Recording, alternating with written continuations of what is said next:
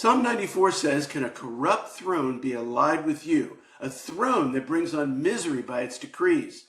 Just within the past week, Donald Trump made a deal with the IRS to drop his frivolous lawsuit against them in return for setting up a fund to reimburse the January 6, 2021 Capitol rioters and others for their costs in defending themselves against prosecution and conviction. In addition, as part of the deal, the IRS agreed to drop all pending probes of Trump, his family, and his organization's tax filings. Of course, as president, this is an agency that he oversees, creating a huge conflict of interest. As we know, Trump previously was held liable for fraud regarding the Trump University and corporate fraud by the Trump Organization. Additionally, he was found liable for sexual abuse and battery against a New York writer. To grant him further immunity from prosecution by a government that he heads is the epitome of corruption. Yet evangelical leaders continue to fawn over him, rushing to Washington, D.C. to organize a worship and prayer service following his call to rededicate the nation to God.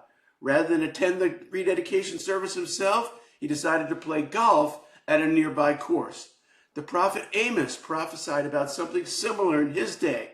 I despise your religious festivals. Your assemblies are a stench to me. Even though you bring me burnt offerings and grain offerings, I will not accept them.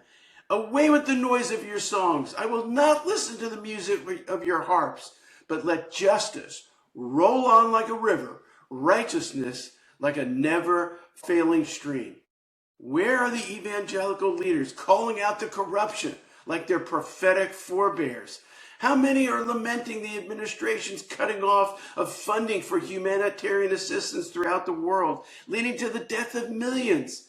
What happened to standing up for justice for the poor and the alien or the immigrant? Does any evangelical leader care that Trump authorizes extrajudicial killings in the Caribbean Sea and the Pacific Ocean? Have we heard anything from them about starting wars with countries that are no threat to the United States and that then leads to oil shortages and high prices around the world? Evangelicals like to distinguish themselves from the Catholic Church, but this current Pope's actions and statements are far more in line with the teachings of Jesus than evangelical leaders' support of Trump.